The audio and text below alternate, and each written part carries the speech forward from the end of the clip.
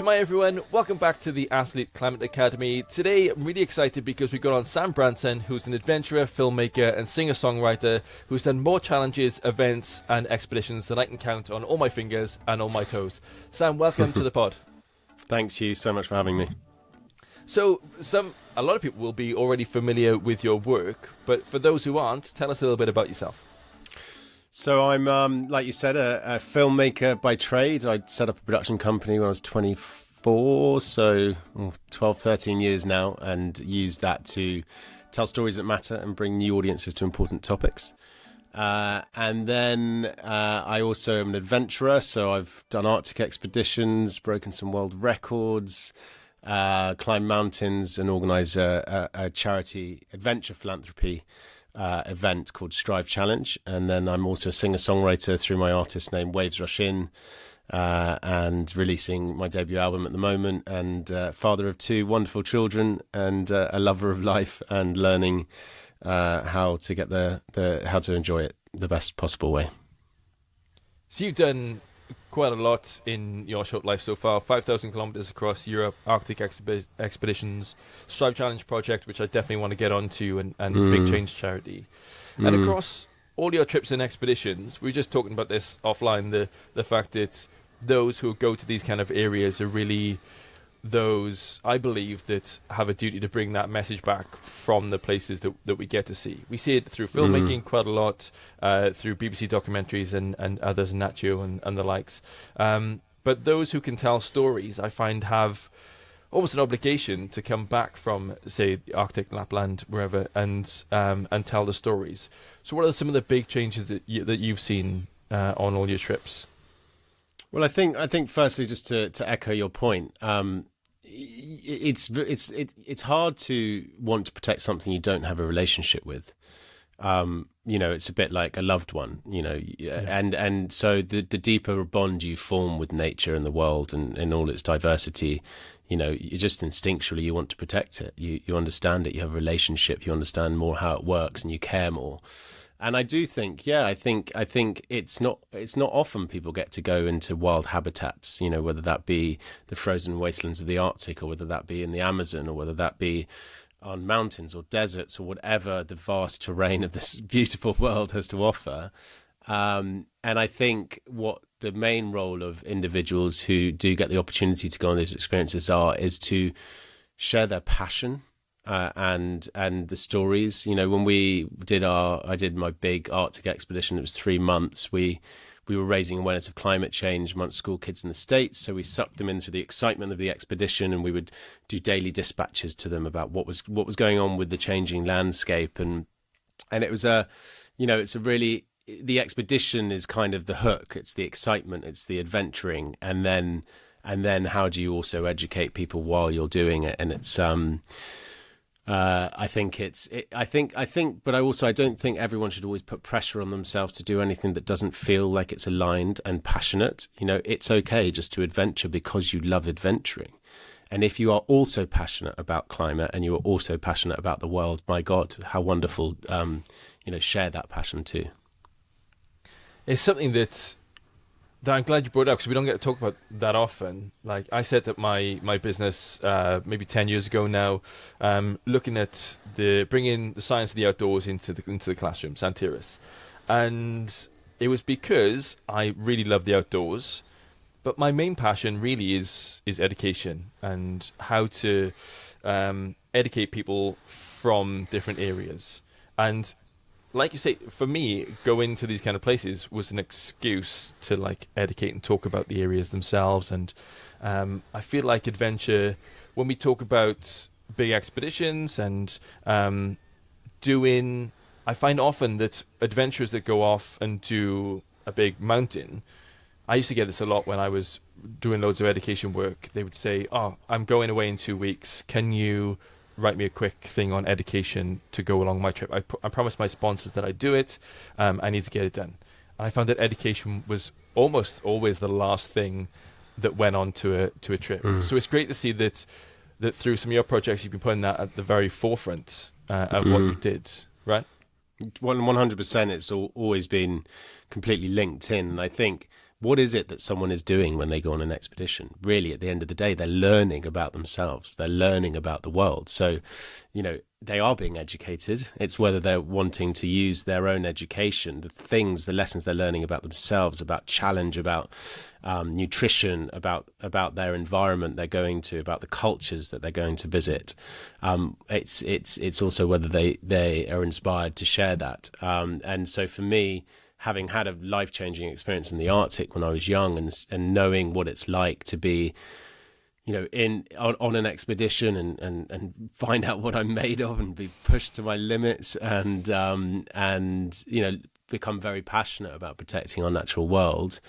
That was the sort of catalyst for setting up Strive Challenge, which basically is raises money for big change about the future of education and helping young people thrive in life, not just exams, but equally the experience, the tools that the people on the expedition are having to use, communication, grit, determination, overcoming challenges, are the same things that young people need. And there was this really nice synergetic loop between raising money for big change from people who are going through a big change themselves. So tell us a little bit more about that life-changing experience in the Arctic when you were younger. Yeah, so I was about 23. I had done a small trip the year before with a famous explorer called Will Steger, and I didn't realize at the time he was sort of vetting me for the big trip. And then I got the invite to join him and 5 other young explorers. So his aim was to put a group of young people together, all under 28. Like, there was a polar historian from Norway. There was a girl who was the rookie of the year at the Iditarod, Sigrid Ekran. There was Sarah and Eric McNeil-Landry, who are like famous young explorers. Their parents were famous explorers as well. And I was the rookie, and I had a really big reality check and a massively steep learning curve. And there was definitely times at the beginning I was like, how the hell am I going to get through this? I mean, this is absolutely miserable. It's -50. I can't have any skin exposed. I'm away from all my loved ones. The tents are tiny. Sorry to be too graphic, but your poo freezes to your bum before you even have a chance to wipe it. That's how intense it is. But I remember looking at myself in the mirror and going, this is before we set off, when we were still in a building, and going, look, you have to take every single moment of this experience as an opportunity to learn and grow. And I feel like I went away a boy and came back a man. I know it sounds cheesy, but I really did. And also being that detached from modern civilization for that long, immersed in nature, and you see a mountain in the distance and you think you're going to get there that afternoon. You don't get there for 4 days, so your whole sense of time shifts. And it really was life-changing. And I think it was the foundation of the man that I've become today. And I'm just really grateful that I've managed to create an event that gives other people, a miniature version of that while doing some good in the world. So fast forward to 2023. Have you seen any changes in those areas? And you've been back to the Arctic a few times. Have you seen any changes in those areas from when you first when they're at the age of 23 to now? Well, when we did the trip, we were raising awareness of climate change. We went to look at the Isles ice shelf, which has broken off, and that's the size of Manhattan. I mean, the scale of these chunks of ice that are being broken off are just astronomical. I think we also visited the Barnes ice cap on one of the trips, and which is just, you're just traveling for days over this hump of ice and snow. And so we weren't there long enough to see the changes in real time, but we did see big events of massive change. I went back recently to Lapland on Strive, and it was a completely different environment. I can't say, but you know the science, you know things are changing, and sadly in the Arctic quite dramatically. And then on other trips, just, being lucky enough to travel, and, coral is where I've noticed the biggest difference. Areas that used to have an abundance of life and healthy coral in colour and small fish are definitely seeing, this big vast swathes of the ocean now that are sadly acidifying, and that's having an impact. And other changes I've seen is just population. is areas of the world which, you know, when I was 18 traveling in Bali, there was this place called Dreamland that we used to go, which I would say was my favorite spot of the entire world, and now it's got a 5-story derelict nightclub that no one uses, and all the locals have been pushed out of the area. And so I think it's lots of changes are happening, but I would say the biggest change that I've noticed is a positive one, is that information is now readily available to everyone. Climate change and changing landscapes and biodiversity protection is now a common theme. It's in the news. It's everywhere. People are discussing it. I believe innately human beings are kind and good, and now it's the biggest change I've seen is that we're all on the same page finally.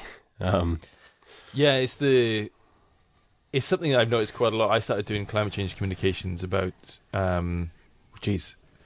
16, 17 years ago, something like that. And I remember, well, just trying to get the message out as much as possible. I used to say to people, we need to prepare for when climate change arrives, not knowing back then that it was already here, that we just weren't seeing the effects, maybe in the Western world as much as we do now.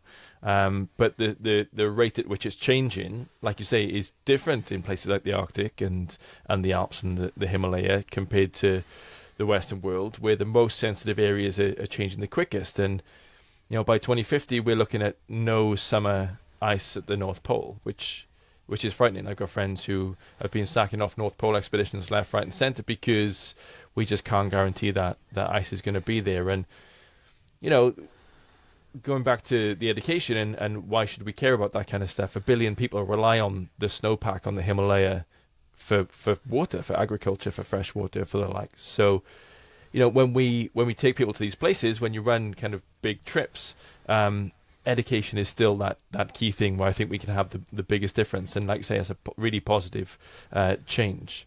So how do you see these big expeditions and climate change awareness going hand in hand? Is it, because I know, you know, through your charities you raise a lot of money for charity. Do you think that's the biggest thing? Do you think it's the people having these experiences, coming back and telling those stories? What do you think the biggest change is there? I think it's a bit of everything. I think it's partly people going off into nature and falling in love with it and then wanting to protect it. I think it's using these expeditions as exciting vehicles to suck people in, take their attention away from, you know, clickbait crap and into something a little bit more wholesome and something that will actually genuinely fill them up inside. It's as and when it feels right to raise money for charity organizations. It's having the awareness that when you then go and create businesses and or in your working life for businesses, having an awareness of your impact and doing what you can for your capacity.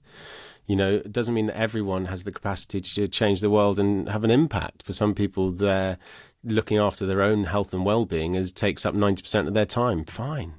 You know, that's right. That for them, that's self-care. And for other people, they've got that sorted. Then they can, you know, really make sure their family's healthy. And then, you know, for some people, they have success and they can look after their community and then their village and then their city and then their country. And then if you've made huge success and you've got the right balance, you can look after the world. But I think one thing that I always find fascinating working in philanthropy and film and expedition life and music is the amount of people that are working towards a sustainable world who don't know how to be sustainable with their own energy.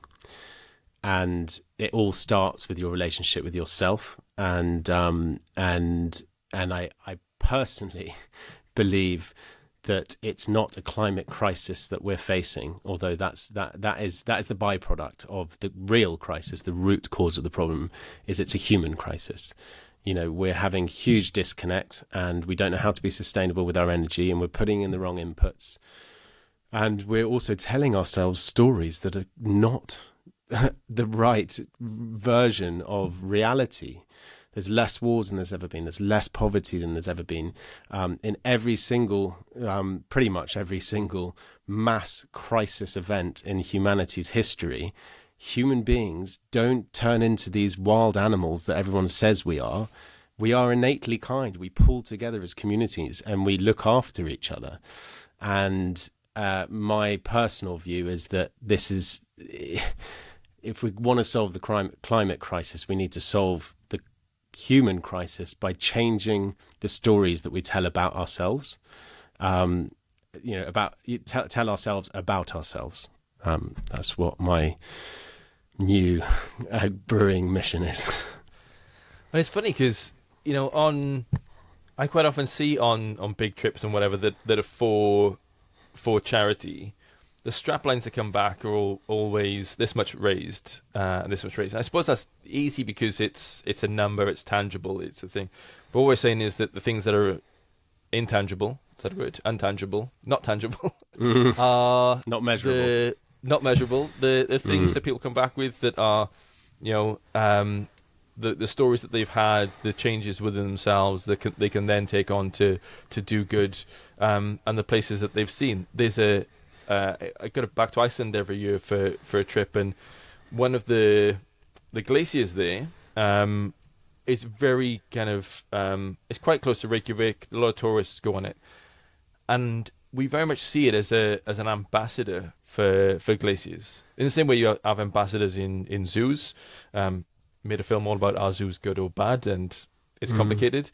But you have ambassador species within. You can give me a thumbs up or thumbs down if you don't want to say it publicly. What do you? Well, hold on, we're being filmed, so that's it's a wobbly one of these, is it?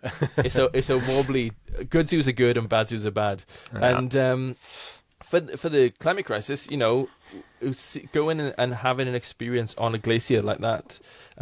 What I see as an ambassador glacier that takes all these tourists on board and shows the world why they're important is really amazing. And one of the people who brought to the attention of the world the crisis that's going on and how we were losing our glaciers was Al Gore. And I heard you worked with him on the Climate Reality Project. What was that like? So I had the really lucky opportunity to go to Antarctica with Al Gore on his Climate Reality Project trip, and it was a ship filled with just some fascinating people, from scientists to Ted Turner to all sorts of amazing, environmentalists. It was an incredible experience as a young, passionate young man, and we would spend time, in the day debating and brainstorming how we're going to really affect change, while then, at points going off onto the landscape and experiencing Antarctica and being inspired in context to the environment in which partly we were talking about. Firstly, I just want to say Al Gore, I've never met anyone more presidential in my life. He just emanates. If you talk about a rooted person, that man is like a massive oak tree. And just being in his presence is inspiring, and how lucky we are in the world to have a man like that who's really brought actually, if it wasn't for the inconvenient truth, I don't know if climate change would be such a prevalent conversation. And then what shocked me was that every single country in the world, every single scientist with their head screwed on, is in a complete agreement. Apart from America, no one is debating whether climate change is real or not. We're all saying, okay, what are we going to do to solve this problem? What blew me away, which I hadn't even realized at the time, is all the Americans in the room were talking about how are we going to convince people that climate change is real. I was like, what decade are you living in? And, you forget all the lobby groups and the people with, the warped incentives and, and the whole psychology around just sow enough seed of doubt that people can ignore it, or people can pretend it's not real. And, not that our human impact and effect on climate change isn't real. And so I was kind of in the middle of thinking, how are we going to solve this problem, while also hearing these people basically like, how are we going to change this narrative in America and get people to understand the science and the facts and the reality of the situation. So that was a real eye opener for me. But it was a very inspiring trip, and one that it was great. So I suppose that that kind of thing, those trips that you go on, those things that you see, you've taken that on board now, and you're trying to funnel that through you onto others through things like the Strive Challenge. been uber successful over the last few years. Have you done one this year yet? We have, yeah. We went to Lapland and did a week expedition there, which was amazing. I mean, literally, the landscape there, I felt like an elf was going to pop out of a tree at any minute. I mean, it's so picturesque with the trees just covered in snow, and it was lovely going back to the Arctic. Actually, on the 10-year anniversary of founding Strive, it was quite emotional, being back in the Arctic for the first time since, and hosting a group of people, and how far we've come with Strive, and the impact we've had. And then we've got Bhutan, which has been on our hit list of places to visit for the last few years, but we've kept having to push it back because of COVID, and we're finally going, I think, in November. So Bhutan obviously is an amazing place to go at the best of times. Might as well striving through the mountains on mountain bikes and visiting villages and hiking through, probably one of, I think in terms of exploration, you can go to wild habitats, but you're in a modern civilization, whereas to go exploring a culture as well, I think that's really exciting. And what are some, over the years, what are some of the big kind of trips that Strive has done? What are some of the big numbers we talked about for charity? There's the numbers that you can, of dollars raised that you can attach to that kind of thing. What are some of the big things that Strive has done over the years? So we've travelled, we've done 3 big expeditions, and now we're doing smaller events. We travelled from London to the edge of Europe and halfway back again, climbing Mont Blanc, Mount Etna and Matterhorn in the process. That sounded like a great trip, by the way. I've done those, but to do them together and cycled in between them, right? Yeah, so first year we did London to top of Matterhorn. Then we did Matterhorn to Mount Etna. Then we did Mount Etna to Mont Blanc. And then we've done smaller events, and we've raised 7 to 8 million quid in the process, and had hundreds of people strive for big change. And we've used that to support loads of really innovative ideas around the future of education and helping young people thrive in life, not just exams, and backing ideas that really have the chance to create systemic change, not just putting a plaster. And actually, it's taking that sustainable, holistic approach. If you're going to affect the life of a young child, although a lot of charities do great work, money goes to the child. If you really want to affect the child, you need to affect the parent, you need to affect the teachers, you need to affect the whole ecosystem around the child. And we've, I think, I don't want to say the figure specifically, but I know we've impacted, millions of young people's lives through it. So, it's been, if I think to date, probably my most successful venture. But I think if one is creating things that are completely aligned with their passions, and it's coming from a place of personal experience, and then trying to, give other people that opportunity, I think generally those ideas seem to do best in the world. And you're speaking my language. Like, I truly think that education is key. It's why we started Athlete Climate Academy, that there's the action and the activism around it. And I often say that I'm not a climate activist, but I do activism. I see myself as an educator first and foremost, and I think the whole world can change with education. Like, if you look at any metric around the world, if you look at where people, where poverty is highest, where inequality is highest, you see that education tallies with all that. And education is, I think we in the UK especially, we take it for granted. And I still think the education system in the UK is broken, and there's a lot of places around the world it needs to change. And like you say, help them, help young kids succeed, not just do well in exams.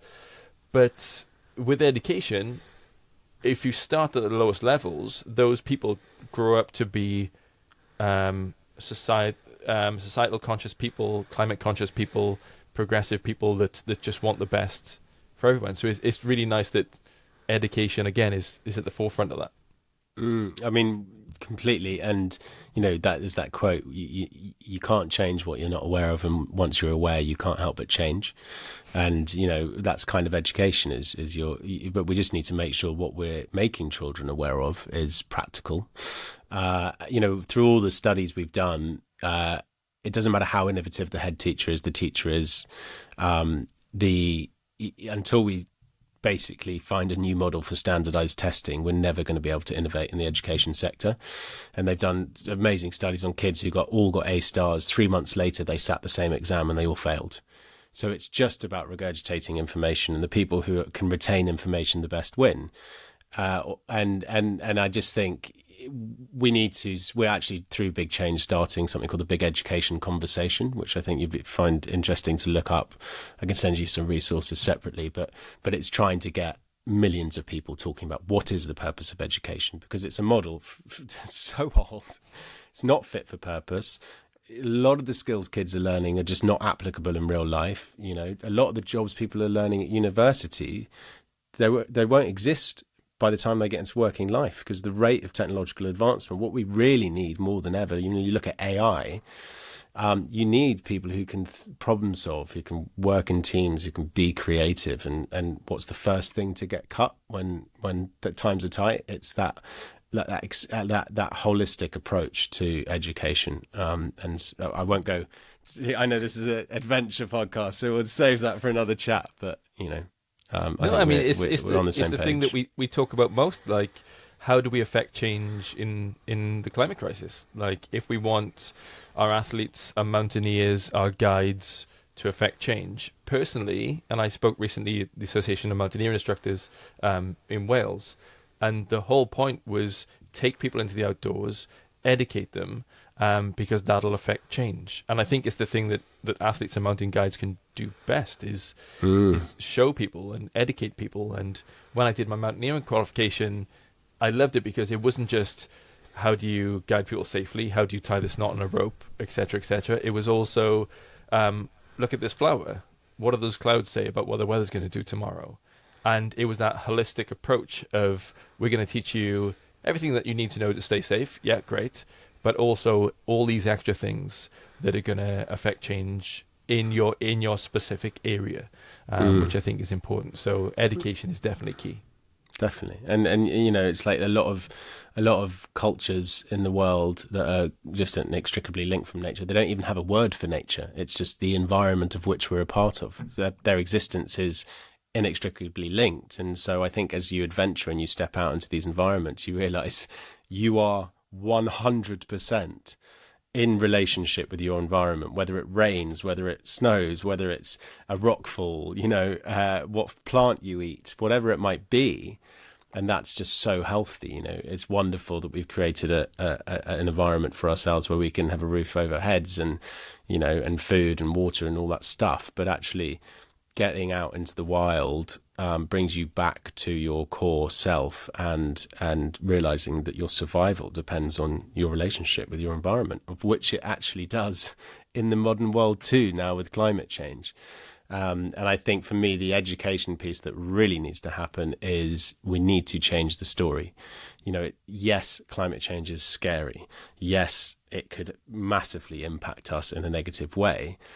But you know, knowing now through science, when you do the research and you find out how innately good we are as a species, and when disaster hits, we are actually pulled together. You know, we need to work out, people need to spend more time being aware of what they're digesting.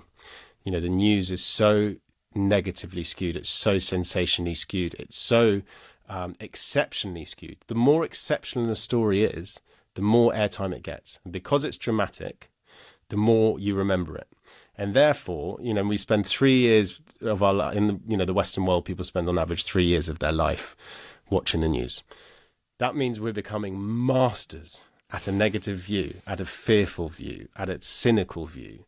And actually, if you look at the real facts, we need a more realistic view of the world. And so my whole thing is about, if we want to educate people, like with my kids, get them passionate about the world. Before I teach them all the stuff that we need to solve, give them a relationship. It's a positive relationship. The world doesn't need changing. It's in a place of harmony, and it has been for thousands of years.